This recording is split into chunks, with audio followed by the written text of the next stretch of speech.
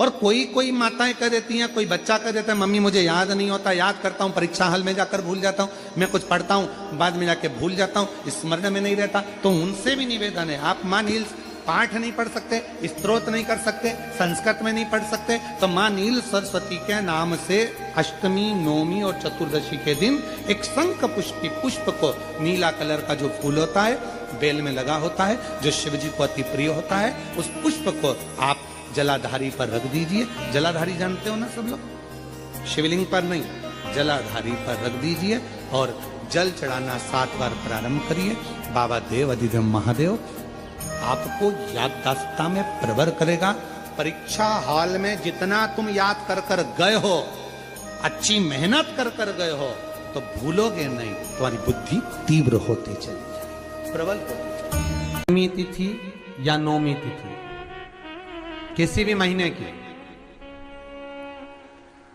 चाहे शुक्ल पक्ष की हो चाहे कृष्ण पक्ष की हो, अष्टमी और नौमी तिथि, ये 2 तिथियां ऐसी हैं, मान लो तुम्हारा पैसा तुमने किसी को दिया, 5 लाख, 4 लाख, 3 लाख, 10 लाख, 8 लाख, 2 लाख, 50,000, 25,000, 20,000, 40,000, और वो पैसा नहीं दे रहा आपको, आप हार गए कह के कर, फोन लगा लगा कर, भैया दे दे रहे, परेशानी है, दे दे रहे भैया, हम तो परेशान हो गए, और हार गए, नहीं मिल रहा, बहुत परेशान।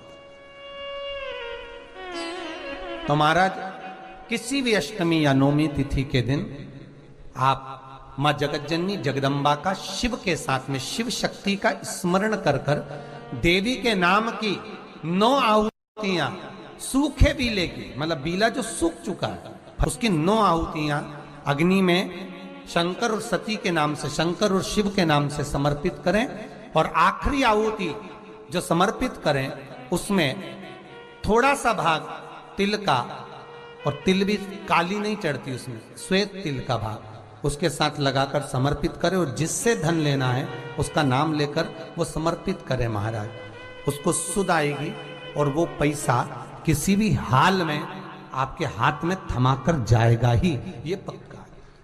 उसकी आहुतियां, और आपका कोई काम उलझ रहा है, आपका कोई काम ऐसा है जो बहुत दिन से उलझा हुआ है, चाहे वो कोर्ट कचहरी का हो, चाहे वो किसी से जुड़ा हुआ हो, और वो नहीं हो रहा,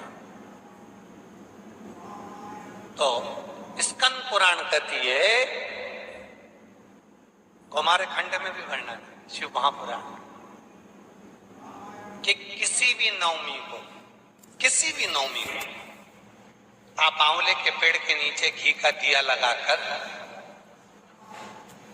मौली मतलब हाथ में जो नाड़ा बांधते हैं, लच्छा, मौली, लच्छा, नाड़ा, हाथ में बांधने वाला पूजन वाला धागा लाल,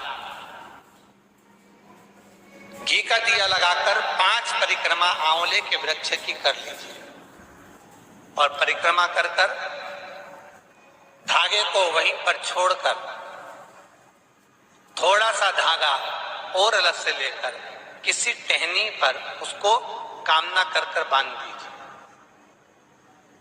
महाराज 10वीं तिथि को, नवमी को तो ये करोगे, 10वीं को वापिस जाकर आंवले के पेड़ के नीचे घी का दिया लगाइए, और जो धागे की आपने टहनी पर जो धागा बांधा है उसको खोल कर लिए, अपने हाथ पर बांधकर उसी धागे को पहनकर अपने काम के लिए निकल जाइए, आपको सफलता प्राप्त हो जाएगी। स्कंद पुराण में आंवले के वृक्ष का बड़ा महत्व है महाराज। वृक्ष में जो गोंद लगती है वो ब्राह्मण हत्या का निश्चय है। पृथ्वी पर जो वृक्ष लगते हैं और वृक्ष में जो गोंद लगती है वो ब्राह्मण हत्या का अंश है। बंजर भूमि ब्राह्मण हत्या का अंश है। इसलिए हमारे यहाँ शास्त्र कहता है, तुम्हारे बहू का अगर जापा होए, बहू की डिलीवरी होए, बहू को संतान होए, तो खूब घी में गोंद तल तल कर खिलाओ। और जन्माष्टमी, रामनवमी पर भगवान का प्रसाद तैयार करो तो उसमें गोंद मत डालना, क्योंकि उसमें ब्राह्मण हत्या का अंश रहता है। भगवान के प्रसाद में गोंद नहीं आना चाहिए।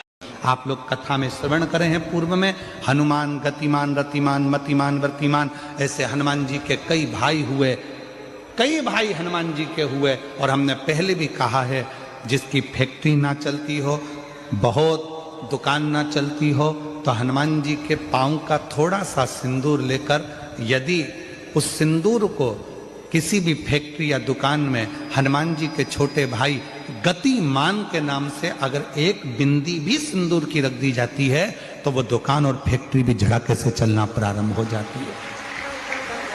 गतिमान हनुमान जी के छोटे भाई, एक हनुमान जी के छोटे भाई हैं मतिमान। जब व्यक्ति डिप्रेशन में जाता है, एकाग्र चित्त नहीं रह पाता है,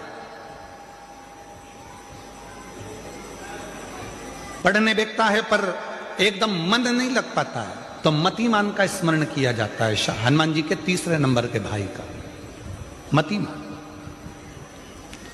और कहते हैं एक दुर्वा यदि मतिमान के नाम से शंकर भगवान की शिवलिंग पर चढ़ा दी जाए और उसी दुर्वा को वापिस लेकर आया जाए, अंधेरा होने से पहले, सूर्य अस्त होने के पहले, शाम के प्रदोष के पहले यदि उस दुर्वा को उस व्यक्ति को चबा चबा कर खिला दो जो डिप्रेस हो रहा है, डिप्रेशन में है, चिंता में है, टेंशन में है और उसका विवेक काम नहीं कर रहा, बुद्धि स्थिर नहीं हो पा रही है या पढ़ने में मन नहीं लग पा रहा है, तो उसको आप एक दुर्वा मतिमान, हनुमान जी के तीसरे नंबर के भाई मतिमान के नाम से अगर खिला देते हैं तो उसकी बुद्धि केंद्रित होना प्रारंभ हो जाती है और वो डिप्रेस से हटना प्रारंभ हो जाता है, मन स्थिर होने लगता है। मतिमान।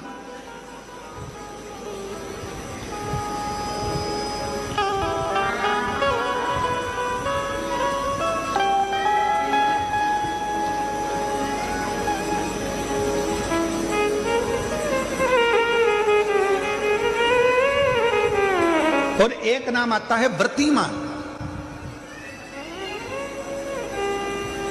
इसका प्रैक्टिकल तुम अभी यहीं से कर लेना, ठीक है? चलते चलते मालूम पड़े तुम्हारी पार्किंग यहां से आधा किलोमीटर दूर है, ठीक है? अरे बोलो तो जम के।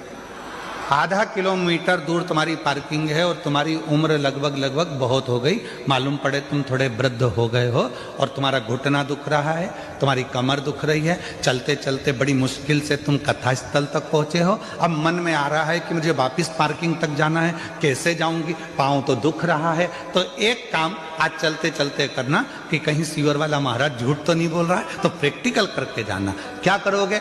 यहां से जाते समय आप जब जा रहे हो और आपके शरीर का कोई अंग जब दुख रहा है तो श्री शिवाय नमस्तुभ्यम कहकर श्री व्रतिमान हनुमान का स्मरण करो।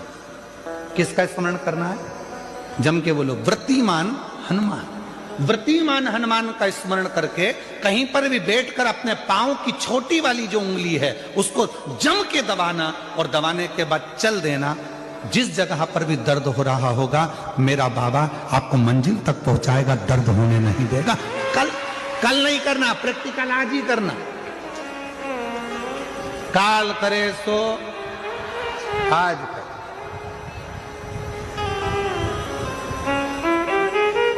व्रतिमान आज करेंगे गुरुजी, 3 महीने में फर्क दिखेगा। तुम तो आज की आज का बताओ ना कि आज की आज में फल कैसे मिले। तुम तो बिल्कुल तैयारी में बैठो। जाते जाते व्रतिमान हनुमान भगवान श्री शिवाय नमस्तुभ्यम का स्मरण कर कर एक ऊर्जा के साथ, ताजगी के साथ चलते जाओ। शिव थोड़ा बहुत नहीं देते मेरे भगवान, बहुत सारा भगवान को नहीं चाहिए। शिव महापुराण में यह भी कहीं नहीं लिखा कि तुम भगवान को 108 या 1008 या 1008 बेलपत्र समर्पित करोगे तो शिव जी प्रसन्न हो जाएंगे। शिव महापुराण की कथा तो यहां तक कहती है, एक बेलपत्र की पत्ती को आप अगर बीच में से, ये एक बड़ी पत्ती, उसके बीच में 2 पत्ती और 2 पत्ती के बीच में जो गैप है, बीच पत्ती में, इस पत्ती और 2 पत्ती के बीच में जो जगह है, अगर आप इस पत्ती को यहां से स्पर्श कर कर, इस पत्ती को यहां से स्पर्श कर कर शंकर भगवान के शिवलिंग पर अगर आप श्री शिवाय नमस्तुभ्यम कहकर, पंचाक्षर मंत्र नमः शिवाय कहकर, षडाक्षर मंत्र ओम नमः शिवाय कहकर यदि शंकर के शिवलिंग पर समर्पित करते हो तो वो 108 बेलपत्र का काम कर जाती है। पकड़ने का स्थान देखिए,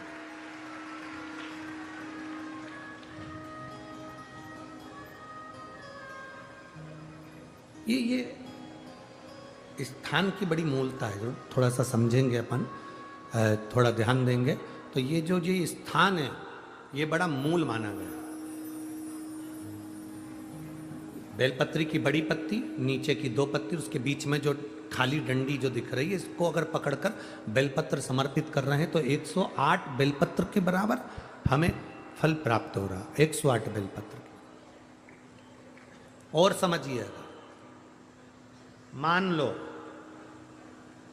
आपके पास में ना पीला चंदन है, ना लाल चंदन है, ना अक्षत है, ना पुष्प है, ना कोई सामग्री है, ना दिया है लगाने के लिए। शंकर जी के मंदिर में लोटा भर के जल लेकर गए हो, आज तुम्हारे पास में हो सकता है जल भी नहीं है, लोटा भी नहीं है, तो जिस शंकर जी का दर्शन करने गए हो उन्हीं की बेलपत्र को उठाओ और बेलपत्र को उठाने के बाद पहले अपने हथेली पर रखो, अपना हाथ रखकर बाबा से प्रार्थना कर कर बेलपत्री की मध्य पत्री, आगे वाली पत्ती को पकड़कर अगर वो बेलपत्र हम शिव जी को समर्पित करते हैं तो हमारा पीला चंदन, लाल चंदन, दिया सब बाबा को समर्पित हो जाता है उस बेलपत्री में। एक बेलपत्री का सुख हमारे जीवन का एक आनंद दे देता है। हम तो यहां तक कहेंगे, अगर कभी जिंदगी में तुम्हें लगे कि गुरुजी मेरा पैसा फंस गया नहीं मिल रहा है, या मेरा पैसा अटक गया नहीं मिल रहा, या मेरा घर में धन नहीं है, बहुत तकलीफ की जिंदगी चल रही है, आप ये बेलपत्री का जो 2 पत्ती है ना, ये 2 पत्ती इस जगह से पकड़कर, आपको लग रहा है कि पैसा नहीं है, काम बहुत बड़ा अड़ा है, बेटे की शादी, बेटी की शादी, या मकान या दुकान, कोई काम अड़ गया, ये 2 बेलपत्री की पत्तियों को पकड़कर अपनी कामना कर कर शिव जी को समर्पित करो और 1 लोटा जल बाबा को चढ़ाना प्रारंभ करो। 20 से 22 दिन इंतजार करना, मेरा बाबा हाथ पकड़कर कुबेर भंडारी भंडार जरूर भरेगा।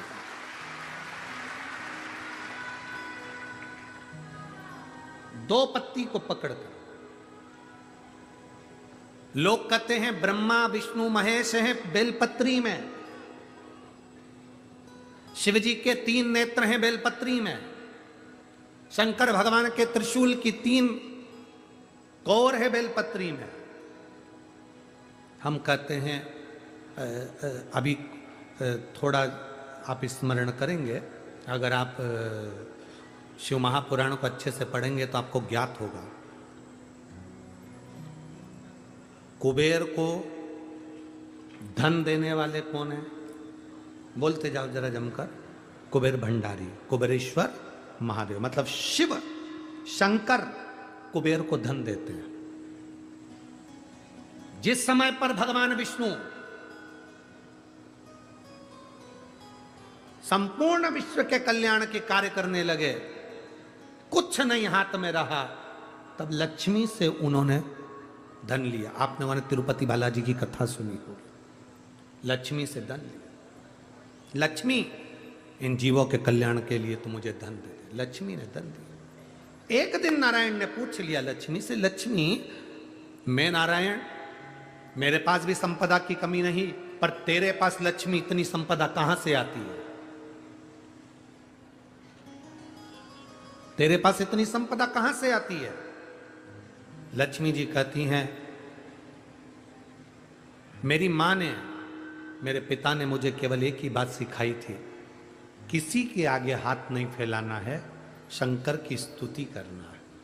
लक्ष्मी जी कहती हैं, जब मुझे जरूरत पड़ती है मैं कुबेर को साथ में लेकर पहुंचती हूं। बेलपत्री की ये बीच वाली पत्ती है शिव,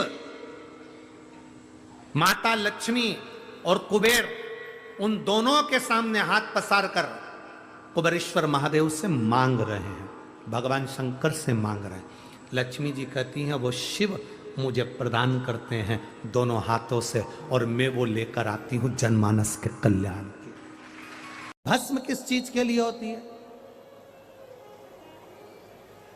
भस्म किसके लिए धारण कराई जाती है?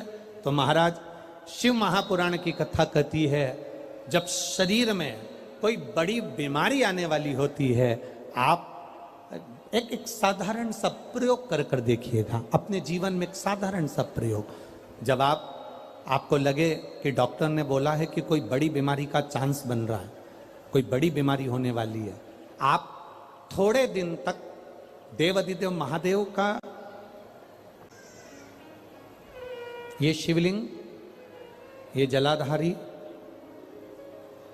ये जहाँ से जल बहता है, गणेश जी का स्थान, कार्तिकेय जी का स्थान, बीच में एक मोटी सी लाइन अशोक सुंदरी, शिवलिंग जो शिवलिंग रखा है, जो जलाधारी है वो माँ पार्वती जी का हस्तकमल, ऊपर से एक एक बूंद जो पानी गिर रहा है,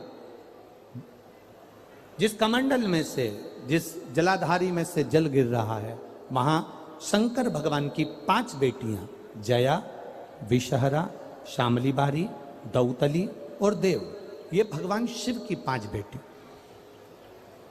जब आपको लग रहा है कि मेरी जांच होने जा रही है, जब आपको लग रहा है कि मुझे डॉक्टर को दिखाने जा रहे हैं, मुझे लग रहा है कि कोई बड़ी बीमारी ना निकल जाए, अल्ट्रासाउंड करा रहे हैं, एक्सरे करा रहे हैं, उससे पहले घर में अगर थोड़ी सी भस्म रखी है, उस भस्म को जब आप जल चढ़ाने के लिए शिव जी के मंदिर में जाओ, हॉस्पिटल में दिखाने के लिए जांच कराने जाओ, उससे पहले एक काम जरूर करना, शंकर भगवान का जहां शिवलिंग रखा है, उस शिवलिंग के पास में भस्म का लेपन कर कर देवाधिदेव महादेव पर 1 लोटा जल समर्पित कर कर उसी भस्म को अपने कलेजे पर, अपने हृदय पर लगाकर देवाधिदेव महादेव का पंचाक्षर मंत्र नमः शिवाय, षडाक्षर मंत्र ओम नमः शिवाय या श्री शिवाय नमस्तुभ्यम बोलकर फिर आप जांच के लिए चले जाओ।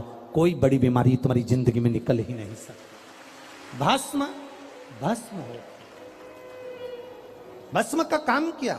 हमारे रोग को, हमारी बीमारी को, हमारे आने वाले जो रोग हैं, जो बीमारी है, जो तकलीफ है, उसको समाप्त करती है भस्म का प्रयोग। नंदीश्वर महादेव का स्मरण कर कर,